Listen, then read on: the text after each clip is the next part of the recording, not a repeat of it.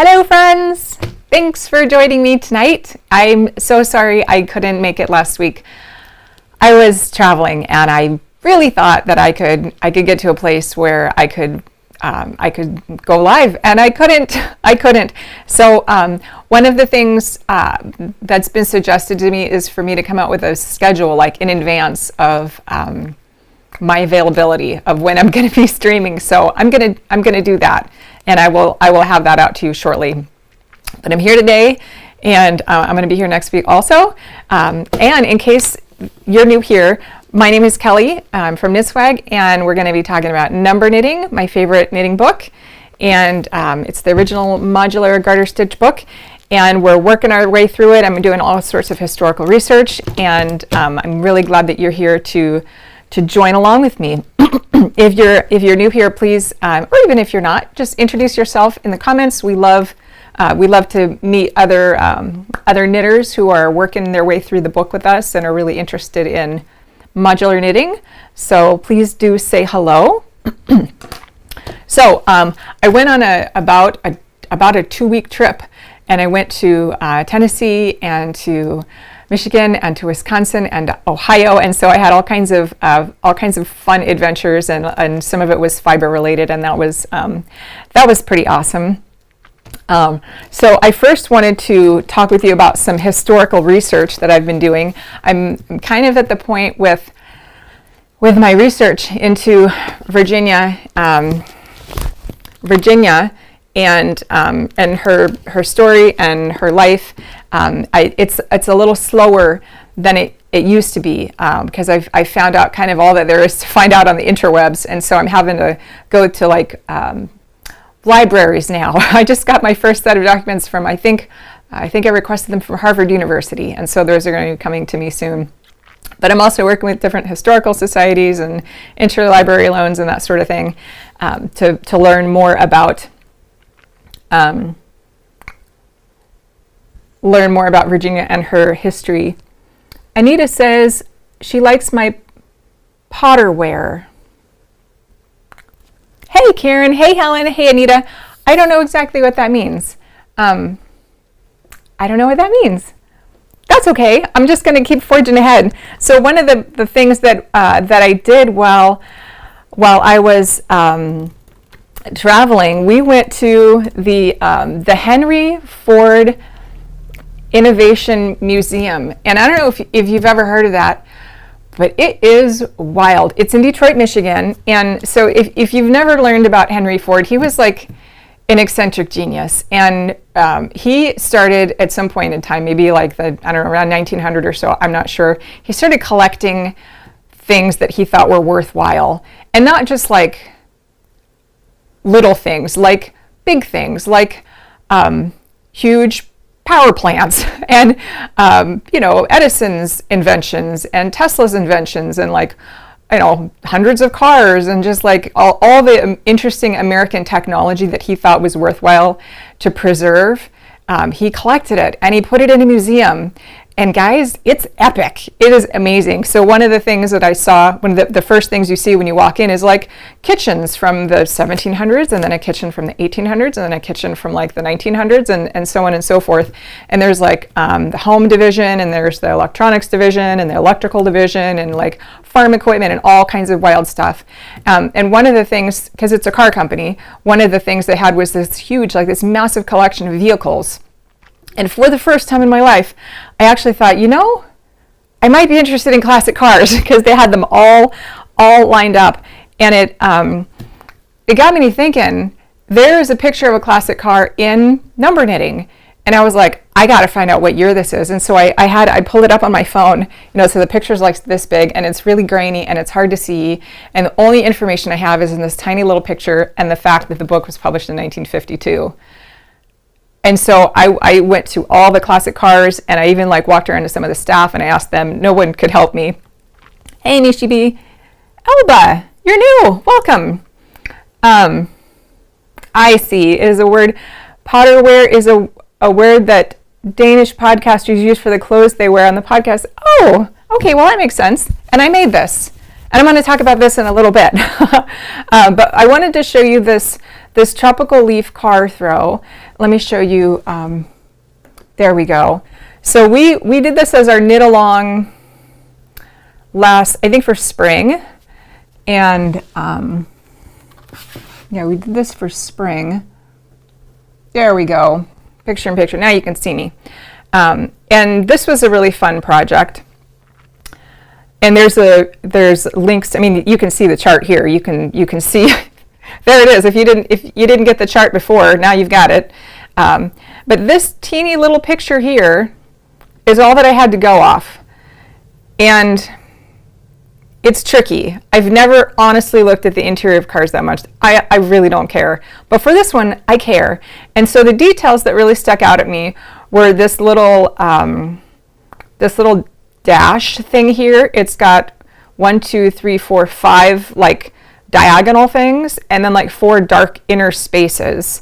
And there's also a knob thing here, and a knob thing here, and like this window thing. And that was all that I had to go off of.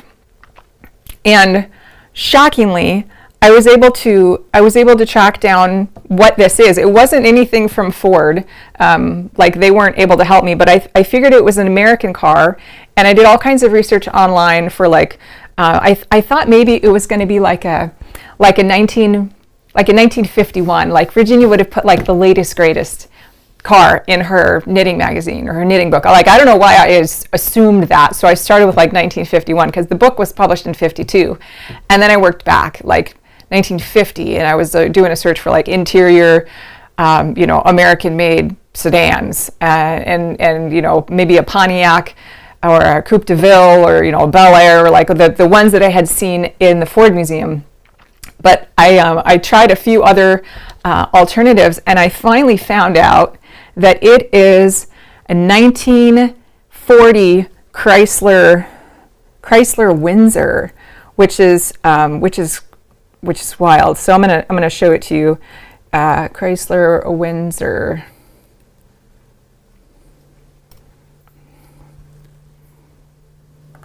Okay, here it is. This is the vehicle that was in number knitting, and this one has got some really great interior pictures. The back window is very small. If I can zoom in, and it's distinctly different than the 1950s style cars. I don't know if you've ever seen any of the old. Like the original Volkswagen Beetle, but the back window was very much like that. It was very, very small, and maybe that was just like the standard of the day. But what got me about this? Oh, this little center like windshield thing was also part of in the picture. I don't know when the curved windshields came into being, but let's take a look at the interior photos.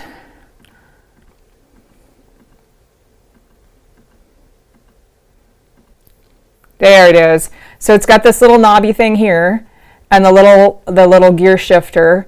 You can't really see because this picture's a little bit blown out, but there's that curve in the window, and this is the little. I don't know if it's like. I think it's just some sort of a faceplate. Like, I don't think this car even has a radio, but it took me. I don't even know how long to find this, but anyway, I'm on a mission, and so I had to find it because I'm obsessed. That's what I do. Hey Bob, welcome.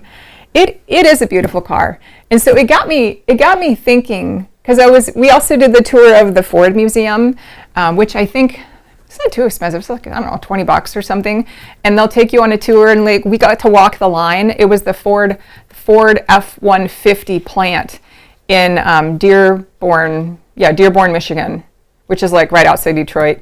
And so we got to do the whole tour and like see all the all the robots, and it was shut down that day because it was a holiday, but like we got to see everything inside the plant, which was pretty amazing.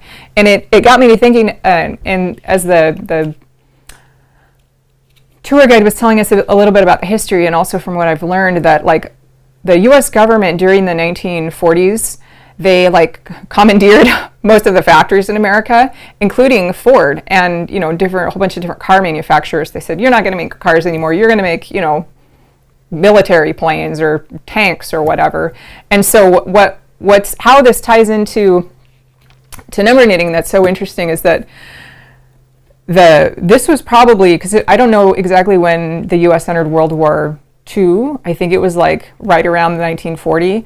But like, so 1940 was probably one of the last cars that was produced before, you know, all the auto manufacturers were commandeered by the government. And so there's going to be a pretty big gap of at least 5, maybe, you know, 6 years in there. And so this was pre-World War II, which is interesting. So the book was published in 1952. So at this point in time, and that car was already 12 years old.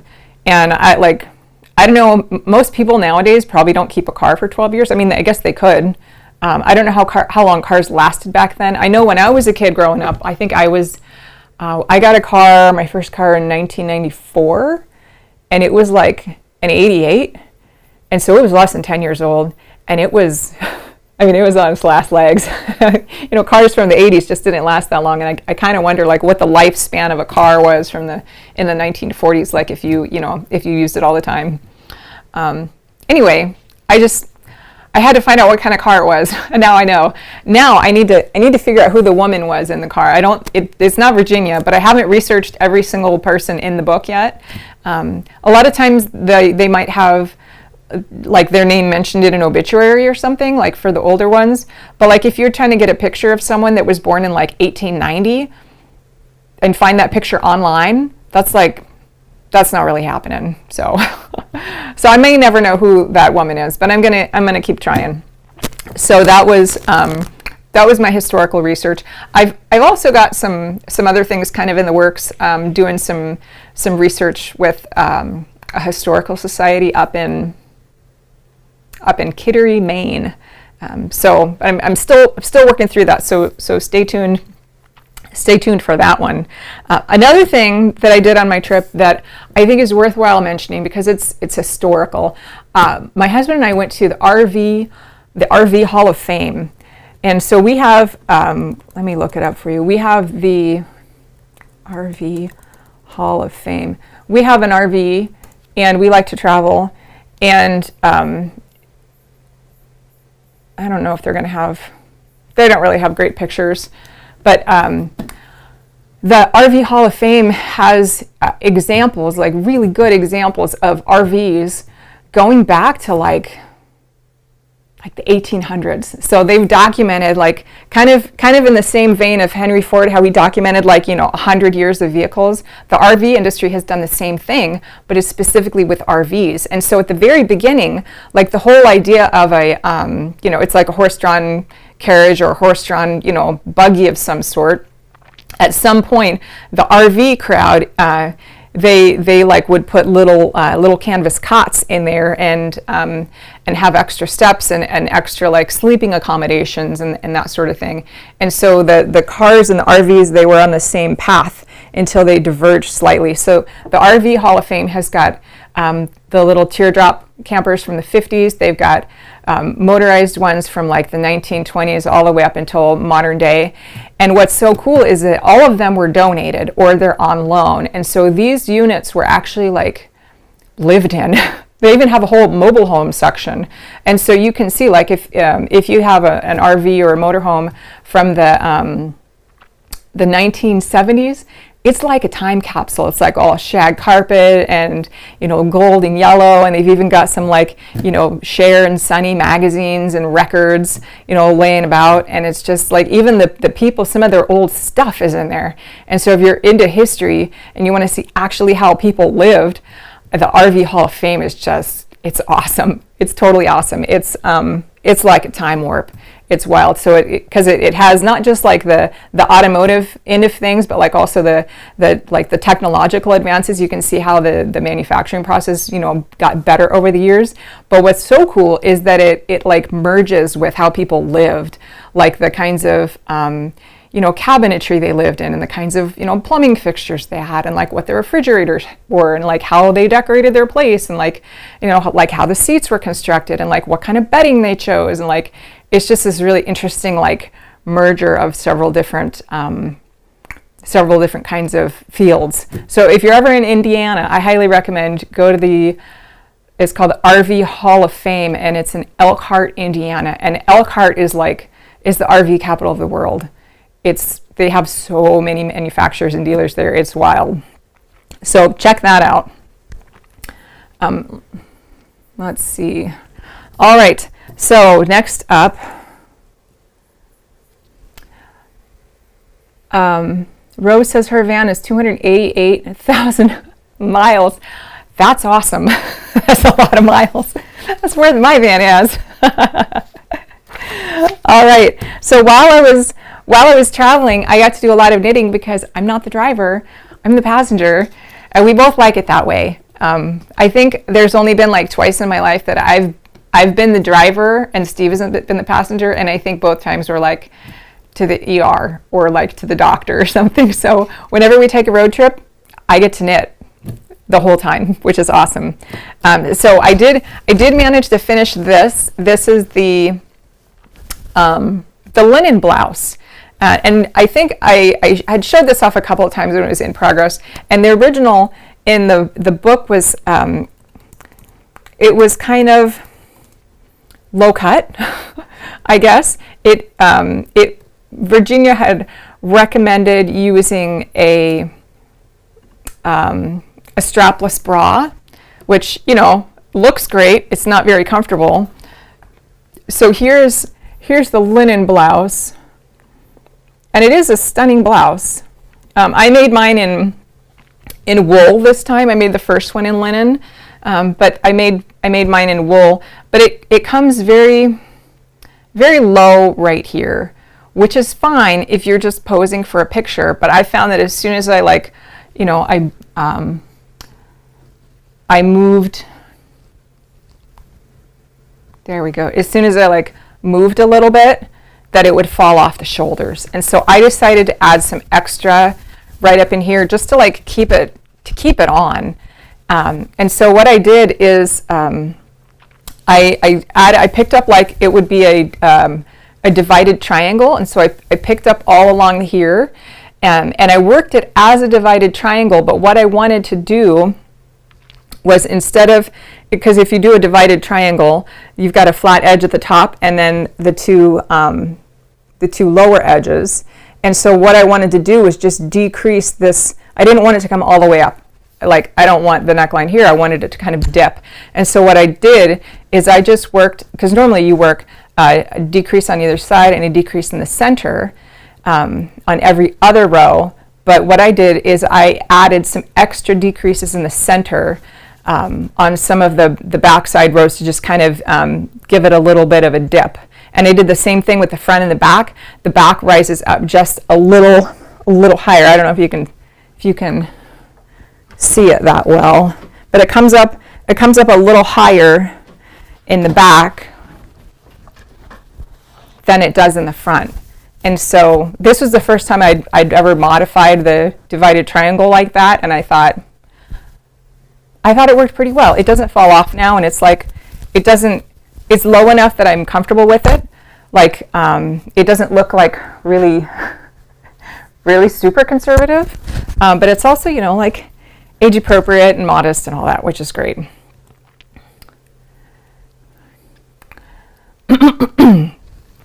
So that is one of the projects I finished. I have to weave in the end still. I don't know I think I managed to tuck them all in. They were all sticking out when I first put it on.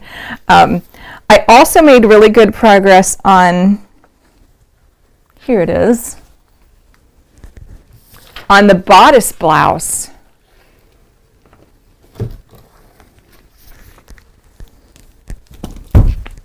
Okay. So based on your suggestions, because this is the one where I had those 30-inch long sleeves or something ridiculous. And so based on your suggestions, I modified the sleeves to actually make them fit. So instead of picking up at a 1-to-1 stitch ratio, I picked up, I think, at a 2-to-3 stitch ratio here, and then I worked my sleeve, and then I picked up and I knit this little cuff, and I did that at like, I think, a 3-to-4 ratio. And so now this thing fits. Like, these sleeves are appropriate. So that's exciting. I did have to, I ripped out one sleeve and redid it, and then I was like, I'm gonna make sure that it works first before I rip out the full sleeve and redo that one. And no joke, guys, this sleeve was so ginormous. It took me a whole hour of ripping to take it all out. It was so much yarn. I had bought extra yarn for this because I was like, I'm gonna run out. I keep running out. And then it turns out I'm probably gonna be like, I'm gonna have extra skeins because I had made this sleeve so ginormous. Yeah, so that's coming along pretty good. And I think this sweater has been one of the more complicated ones. And as I was working on it, I figured that when I redid the chart, I did one part of it wrong, which I didn't figure out until I'd been knitting on it for like 20 hours. But what's so interesting about this is she talks about how simple it is. This design is more simple in the hand than it appears charted. But it's not. It's not simpler. It's hard and it's confusing. And so like I do appreciate the fact that she thinks it's simple, and maybe it, like, after you're done with it and you understand like how it's constructed, maybe then it's simple. But like, this whole process has been wild and like wildly confusing. And if you look at how much explanation, in addition to 2 whole pages of charts, if you look at how much explanation that she's got, it's got just two paragraphs for like this whole section here. And then after you've knit for like, 20 hours or whatever to do the body and the arms, it says, this got me, gave me a chuckle. It says the blouse now only has to be finished with the borders and sewn up the underarm seams, including the gusset. The borders are like 8 hours of knitting. But she says it only has to be done up with the borders. Like, the borders are like a third of the sweater. So, and maybe she made a smaller version than I'm making, and so maybe that's why. But like, the borders are big. So let me show you the borders. So here is what the border is. It's all of these little neckline squares. So you start here, work around the back, work down the front, and then you do the same thing over here and you add the borders. And I think there's even like, there's like a button band in front too that I have to do. And then the borders are also these squares all along the back, which are like pretty good sized. And so the borders are a big deal. They're a big deal. So I'm still working on this. I had run out of yarn on my trip, and so I kind of I got to here, and then I had to stop. But I'm making good progress. I just need to do this border and the 2 button bands, and then I can sew it up. But it's sure taken a while. I thought honestly that I would have this done by June.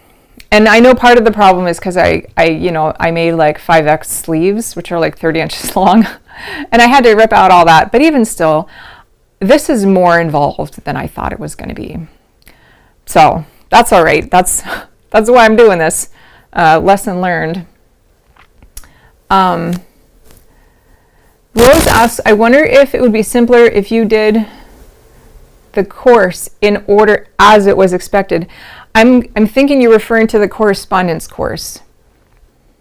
And yes, I think it would be, because as I've been knitting the book and knitting the patterns, and also, you know, researching other modular knitting designers, it's becoming very, very clear to me why Virginia organized her book in the way that she did.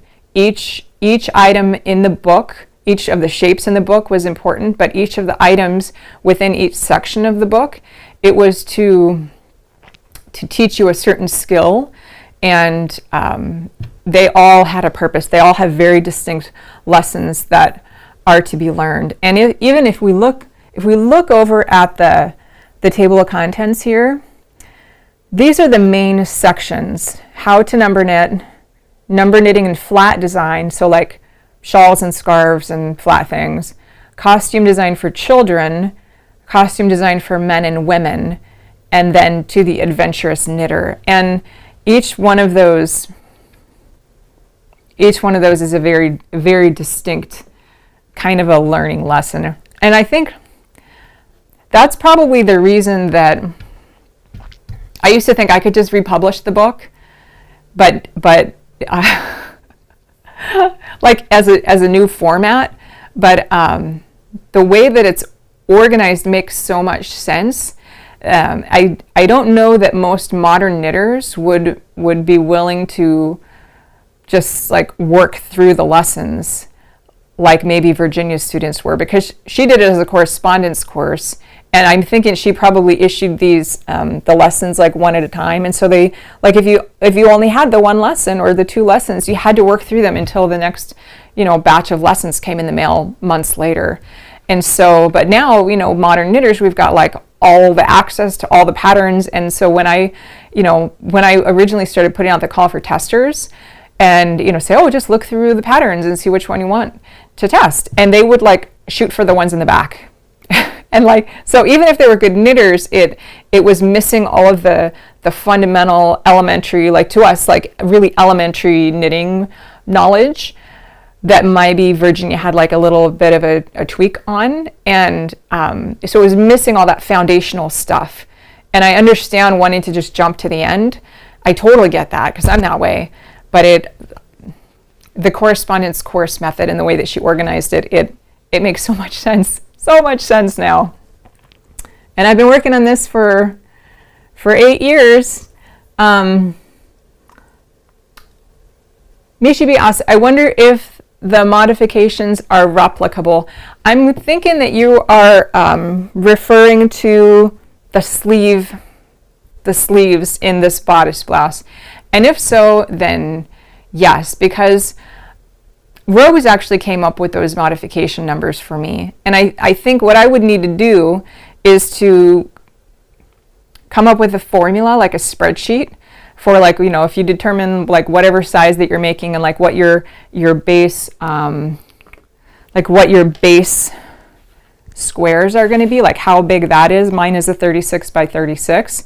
And so this number here is going to determine the number of stitches that you have here along the side to work with, and how many, but that also, you need to keep in mind like the length of your sleeve. Excuse me. And so I guess we need to determine, like, this part would be determined like by bust width or bust circumference, but this part would be determined by arm length. And so that's a little bit more of a complicated calculation than I normally do. I would have to work on that. But yeah, we could totally do the math for that. I'm just not sure how yet. Maybe whenever one of us knits a sweater, we'll just be like, so Rose, tell me, what are the numbers I'm supposed to use? Oh.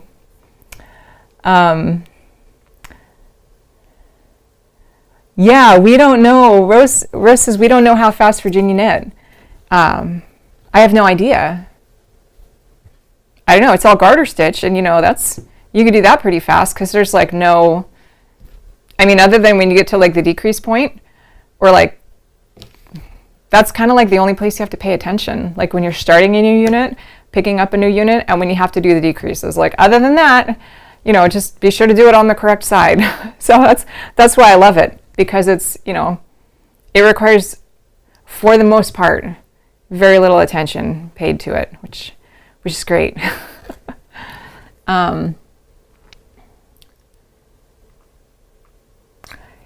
Anita wants to know how long the time the lessons were running.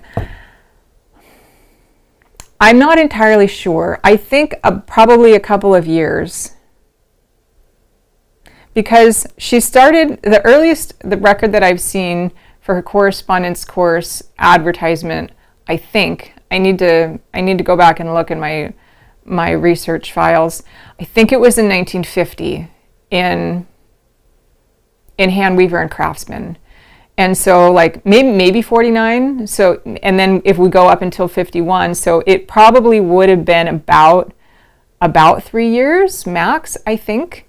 But we don't know what she did after the book was published. I do know that from 1940, I think 44, maybe 45, up until 1946, that's when she had her pamphlets advertised in McCall's Needlework. And, excuse me, and then I think her daughter graduated in 48, and I forget the dates. But anyway, I think her official correspondence course is probably going for like 3 years. But I know she spent about a year actually converting all of that into the number knitting book, which was published in 52. So I'm thinking like 49 to 51 is probably when the course was going on. But I do know that, because she mentioned somewhere, either in the book or in one of the magazine or the newspaper articles, she mentions that when she moved to Blue Hill Falls, she had a studio where she taught. And I think that was also true of when she moved to, I don't know if it was true when she moved to Castine, but I do know she had a studio when she lived in Blue Hill Falls. So I've been trying to research the historical like newspapers from that era, but they didn't have a lot of, there was like one from the big city, the Portsmouth Herald, which is, I don't know, like 40 miles away or something, but they, like her little town didn't have one. So I'm still working on it. Bub says, it looked too much for me. I am, right? Me too, girl. I am still working on the Hampton top.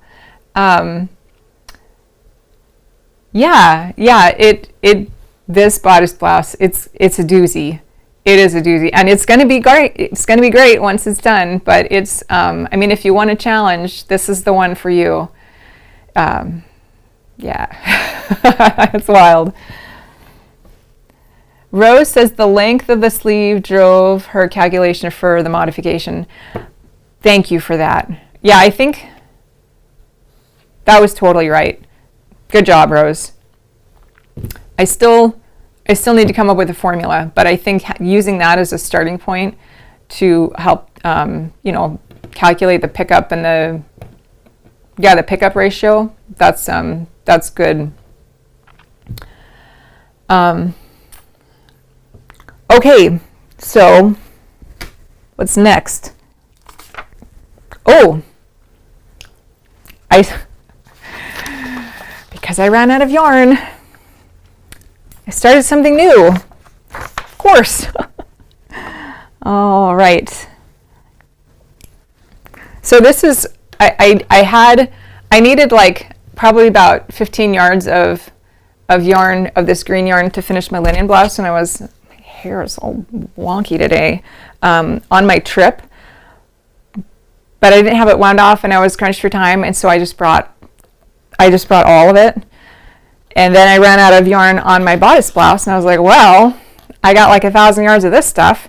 So, like I do, I started something new. Okay, this one is not in the book. This is not it. Well, the chart for it is not in the book. The picture of it is in the book. So, this is called Circular Cape Scarf, and it's a circle. So let me show you the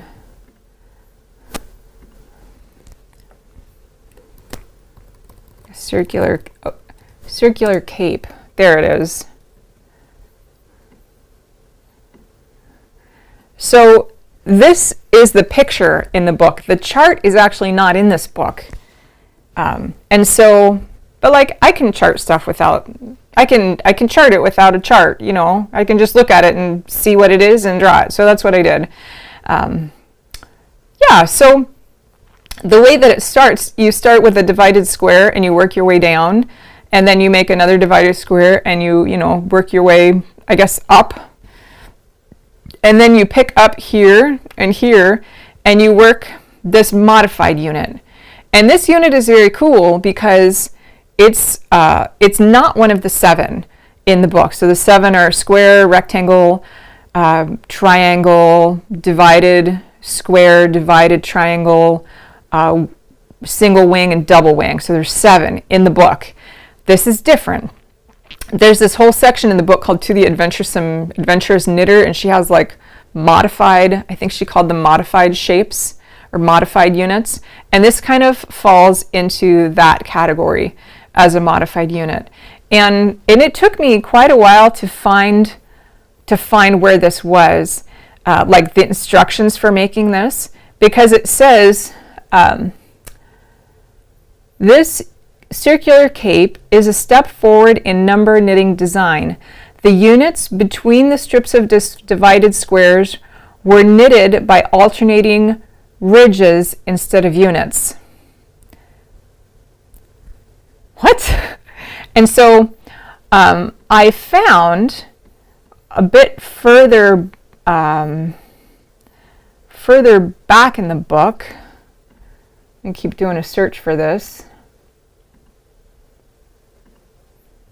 Okay.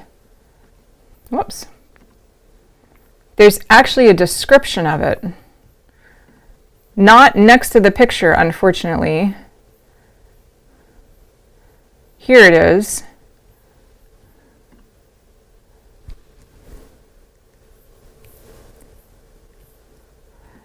So Virginia, she intersperses a whole bunch of like commentary. I still haven't read all this.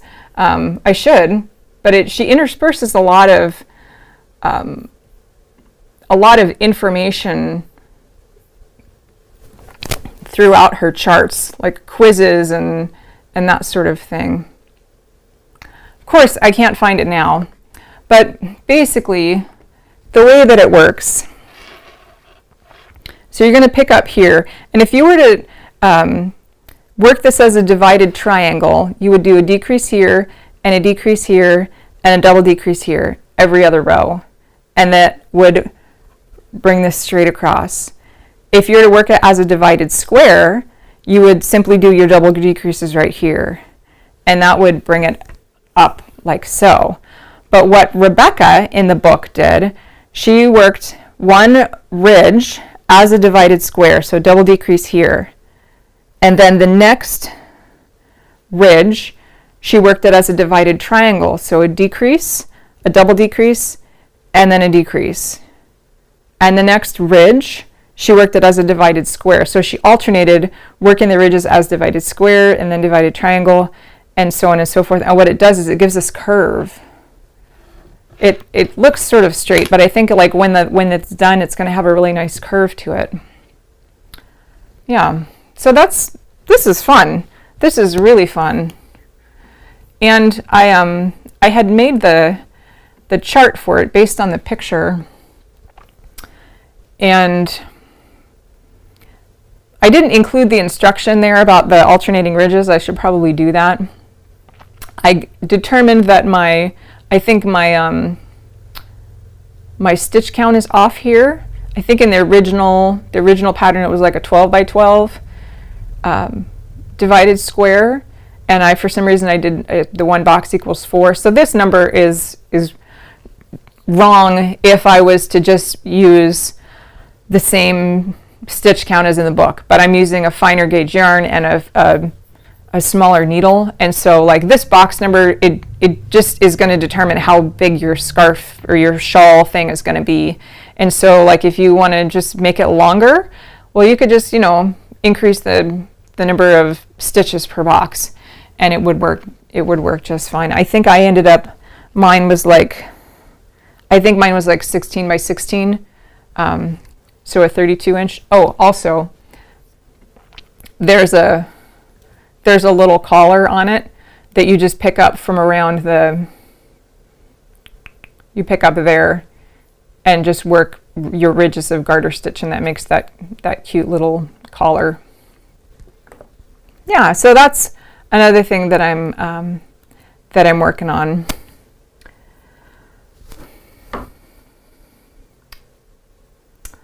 Mishibi says, winged blouse, struggling as I'm making a ginormous size for myself. That winged blouse, if you follow the stitch count and the gauge in the book, it's big. It's big.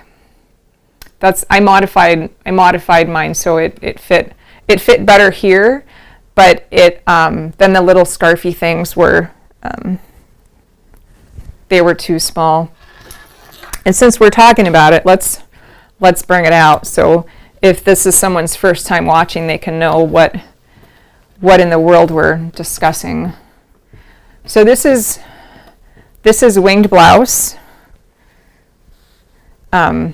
Mine was too short, and so I had to add this extra length here, otherwise it would have been a crop top. And yeah, so it fits great. This is all like super fitted, love it. It's awesome. I was worried about these sleeves, but it's surprisingly stretchy. Like when you do these are like little divided triangles. Just be sure to not pull too tight on this edge, because that this edge here is like slip the first stitch on every row. You got to make that loose, because otherwise this will like it could, if it's too tight, it could really be too snug on your arms. And so the original little scarfy things that you're supposed to be able to tie around your neck, it was just this purple part, and I had to add some area to them. I haven't washed it, I haven't blocked it, I'm not totally sure if I'm happy with it.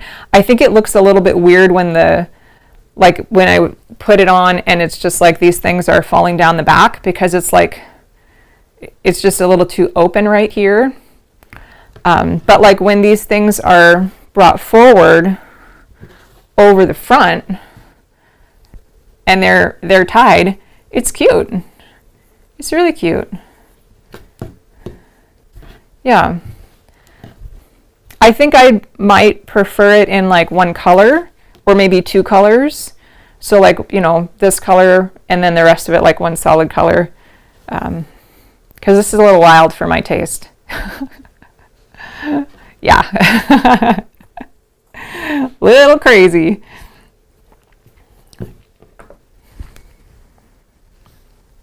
Where's my notes? Here's my notes. Oh, also, I forgot to mention, when I was traveling, I always like to do yarn shop tours, just to see like what's out there. Because most yarn shops, they carry a lot of the same stuff, which is fine. Sometimes there'll be something that's like different and like really unusual that I haven't seen before. But a lot of them, they carry the pretty standard brands, which is, fine. It's great. It's a great service to the community. And I like meeting the other people and the other knitters and just like, talking, like if some shop people aren't really super friendly. And so they're just like wanting to, ring up my purchase and like be done with me. But, some people are really friendly. And sometimes they meet, like, I go to like really interesting yarn shops. And on this trip, I went to the most interesting yarn shop. It was called the Old Mill, and I thought, if it's a mill, yeah, like that could be interesting. Like I thought they made their own yarn. They didn't. They don't.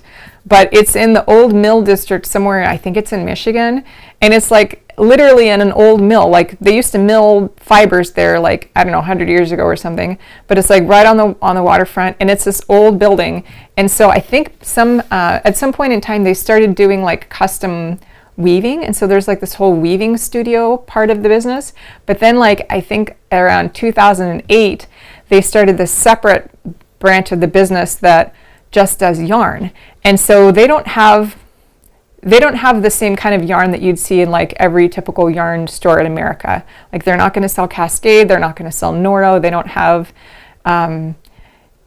Jameson, like they don't have any of that. No, Pearl Soho or Brooklyn Tweed, none of that, no name brands.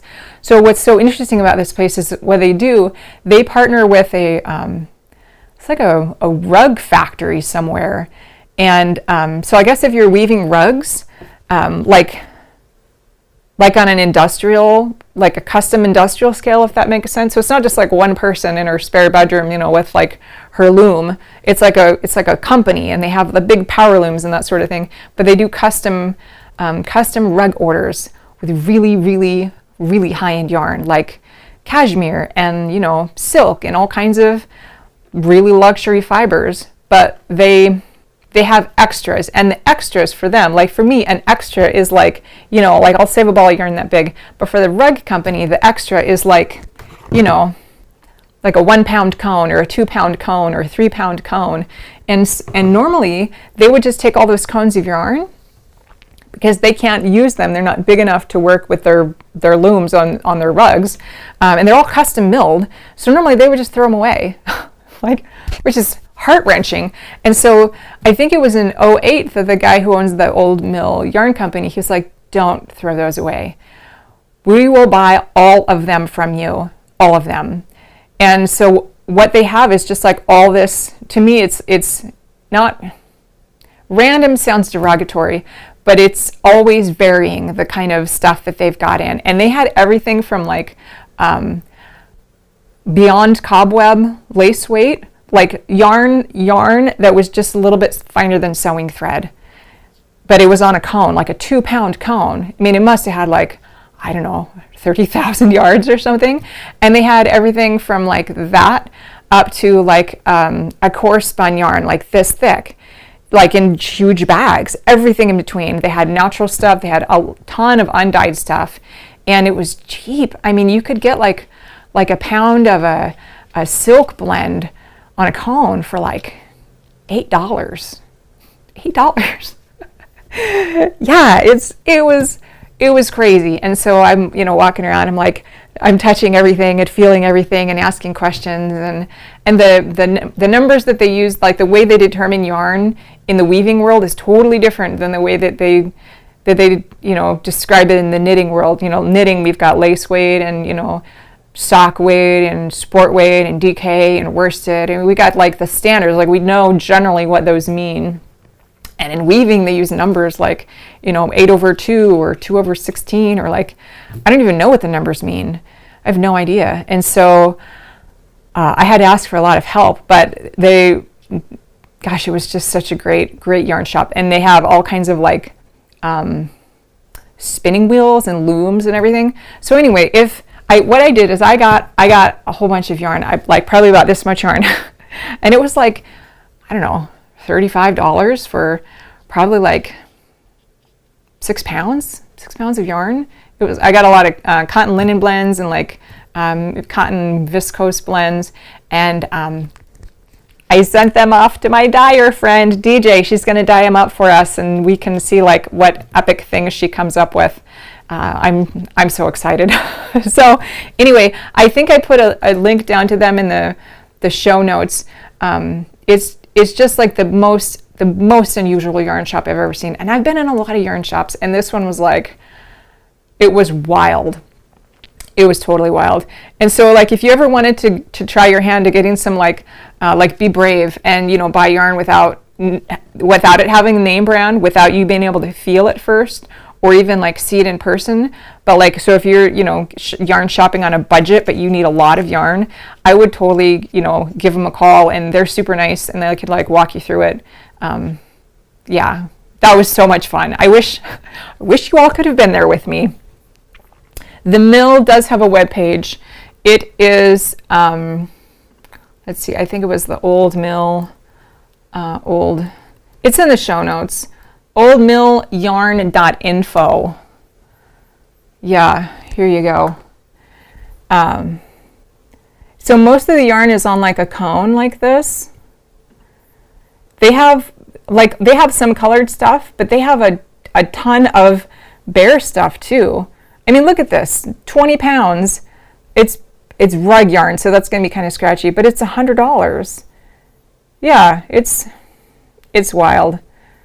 Yeah, and they have so much in cones. Lots of fun.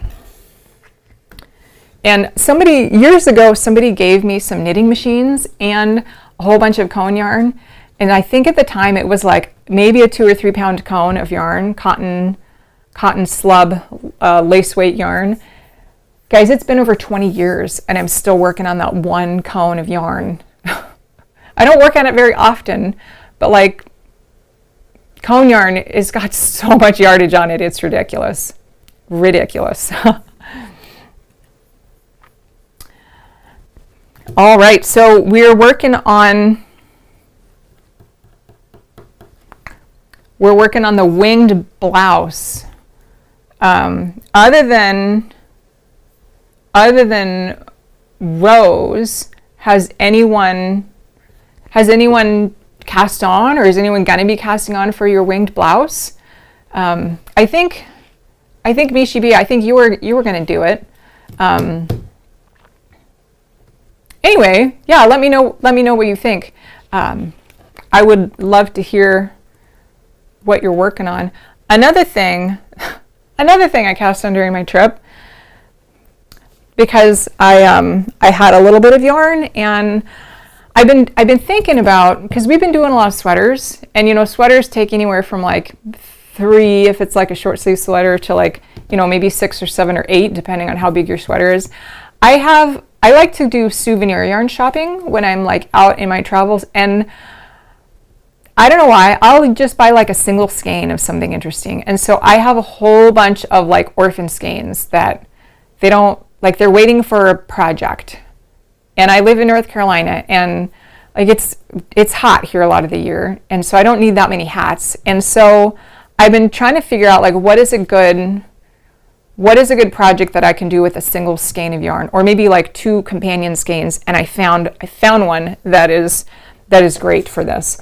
So this is the 5 Points scarf, and originally it was in one of the McCall's advertisements. It was like advertising, I think this is Number Knitting Pamphlet number 2, and they had this great picture of it in the magazine.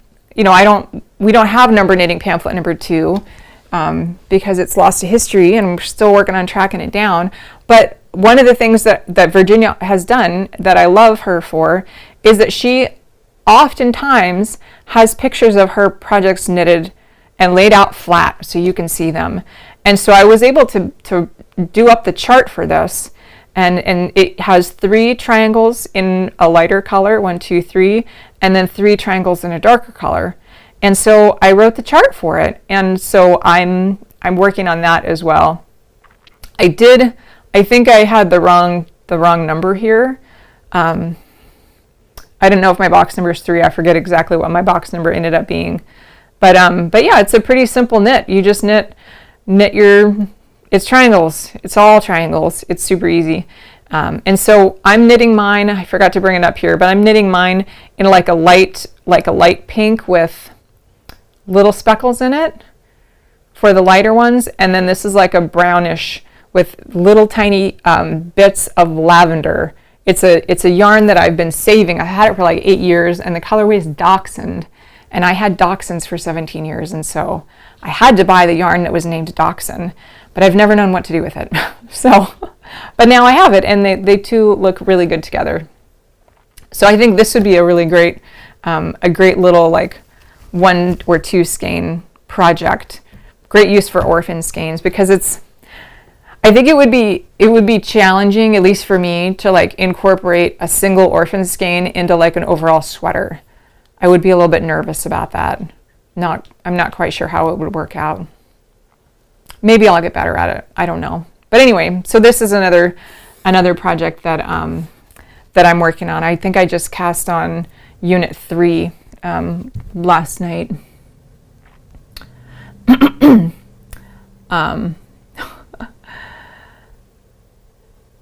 Yeah, I was thinking about the 5-point scarf for like another knit along, like, because I know not everyone has the time or the energy or the capability or the whatever. Like, not everybody wants to do the whole sweater, especially a really complicated sweater for knit along. That's kind of a lot. So I was thinking we should add the 5-point scarf for like another knit along for until the end of September. So when did we start this one? Was it in, I think July 1st we started. So July, August, September. And so that gives us like 2.5 months to do a 5-point scarf for the knit along. And I could totally do that. So yeah, I'll post this pattern in the show notes. Yeah, I will do that tonight. Excuse me.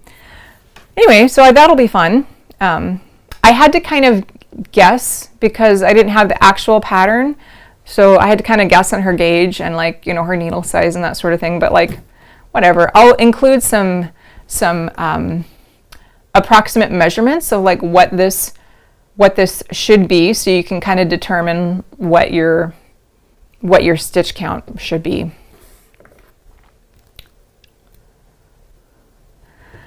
All right, I think I didn't have as much historical research this time, so it's a little bit of a, I don't have as much to say this time, but I will next week.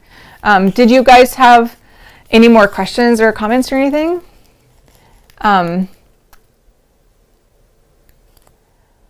Rose says, I didn't know the start since I cheated. That's okay. Anyone who can finish the winged blouse in 3 months, even if you started beforehand, I think that still counts as an entry, because this sweater, it's a tough one. It is a tough one, and it's big. It's a big sweater, because it's not just a sweater, but it's got like a whole other sweater hanging off the back, and so it's extra. Yeah, so I think that's it for me tonight, and I will be back. I will be back on next week, and I'm also gonna, by that point in time, have my schedule together for like what the rest of the summer looks like, as far as you know, which Sunday nights I can I can get on. Hopefully it'll be most Sundays, but there's a few that I'm positive I won't be able to. So I will let you know about that. Oh, good. I'm so glad that you learned a lot, Anita. I'm learning a lot too, and I keep thinking I'm gonna have discovered everything, but I haven't. Oh, I forgot one more thing. Okay, so you all know that I've got a pretty amazing knitting library. Not because I've bought that many books. I mean, I guess I have, but I have a friend who bought a lot of books for decades, and then she sold them to me for so cheap.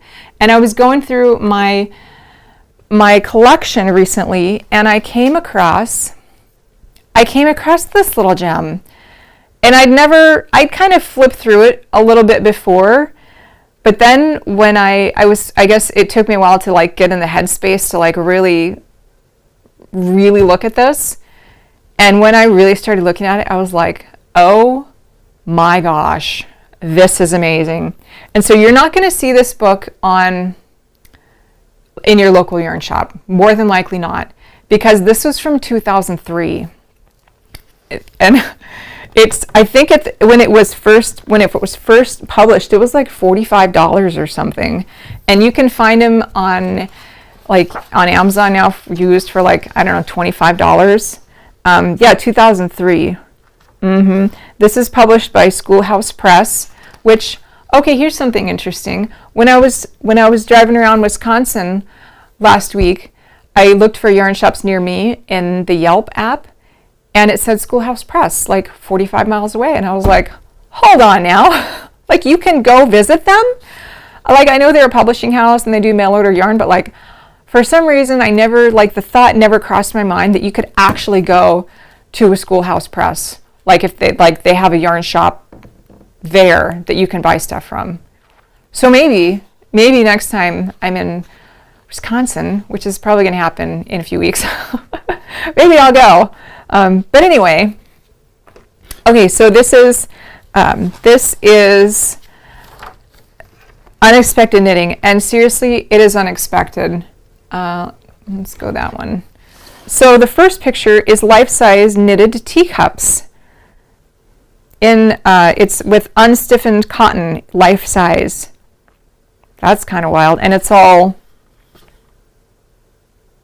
like stranded. How in the world did she do that? Because if you look at this one, it's white all on the inside and colored on the outside, so it's like a circular double knitting. Holy cow.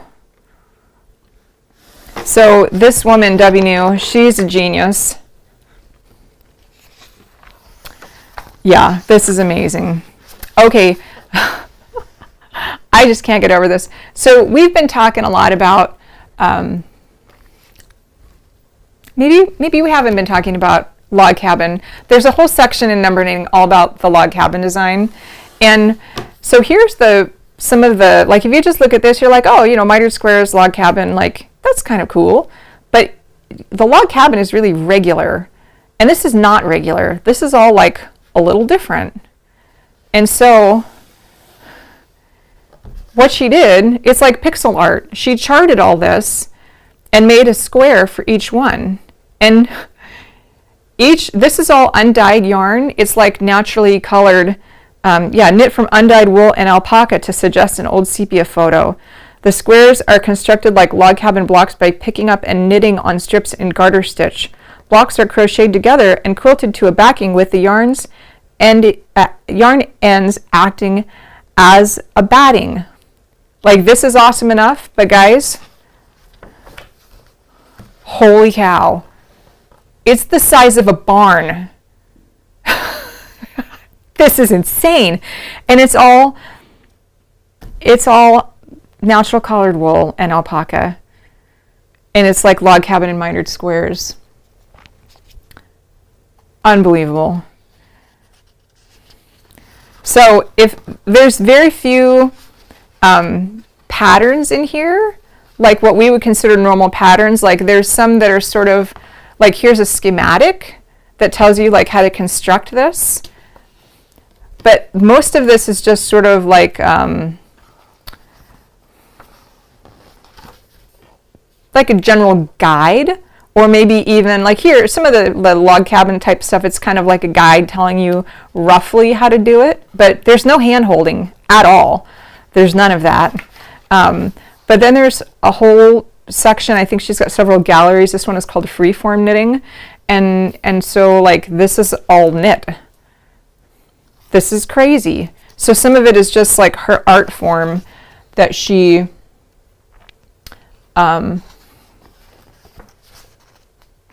into a book. So there aren't any instructions for a lot of this, but like if you want to see how far knitting can go, I mean, this is the book to check out. It's incredible. All of this was knit by one person, Debbie New, over the course of decades. And she's an artisan, an artist. It's amazing. Yeah. Oh, and here's one last thing I think is really worthwhile that I've never seen before. So she's got in here, you're familiar with the whole idea of squares and rectangles and triangles, like Virginia has those. But what's really interesting is that she has the shapes, like what they look like, but based in what kinds of stitches. So like this is garter stitch. If you do garter stitch and you decrease one every row, you get that kind of triangle. If you decrease one every other row, you get a right triangle, and so forth. So there's garter stitch, stocking stitch, stranded knitting, and rib knitting. And I've never seen anything like this before. And so if you like to kind of freestyle it, this will give you like a really good, a good starting point for like guesstimating what you should cast on. Yeah, this book is amazing. There are some patterns in here that have been elsewhere, like this is called maple swirl socks. Yeah, these swirl knit socks appeared on the cover of a book from XRX, and I think I actually even have this pattern. It was in one of the knitting magazine's patterns back in like the late 90s, I think. Yeah, and here she just has like instructions about like the general concept. The original magazine actually had the pattern for these crazy socks. Yeah, so I would just highly recommend that you check this out. Yeah, it does show the glasses on her face. It's crazy. But this book it's incredible. Like, I don't know that I'll really knit anything from it, but it's like one of those resource books that I think just kind of like opens your mind to the possibilities. Like, I would probably take some of the concepts from here and I would incorporate them into my other knitting. Like, I love garter stitch and I love how angular it is, but like in here she explains like how to do the like circles, how to do circles in garter stitch, and like 3/4 circles and half circles, and like what the increase should be, and like so forth. So I would highly recommend this book, and there's a link down below for that. Yeah, so I wanted to make sure I didn't forget this because it's epic. And the fact that and this is like decades worth of knitting, and it's incredible. So yeah, definitely check that out. So I'm going to be back next Sunday, and I'll have my schedule up, and so you can, if you want. You came today, so thanks for that. So if you want to come next week, I'll be here, but then I'll plan it out better so that I'm not leaving people hanging. Yeah. All right, well that's it for me tonight. Thank you again so much for coming. I love spending time with you. I know I can't see you face to face, but I'm seeing all the chats and the comments in our little chat pod, and it's great. It's great for me. I feel like I've gotten a lot more. I'm making a lot more progress on number knitting, even if I don't ever end up publishing it, and I probably won't. But just like the whole project of trying to revive it and restore it, it helped very much by having you all here with me. Yeah. All right, I think that's it for me. I'm going to sign off, and I will see you next week. Bye, guys.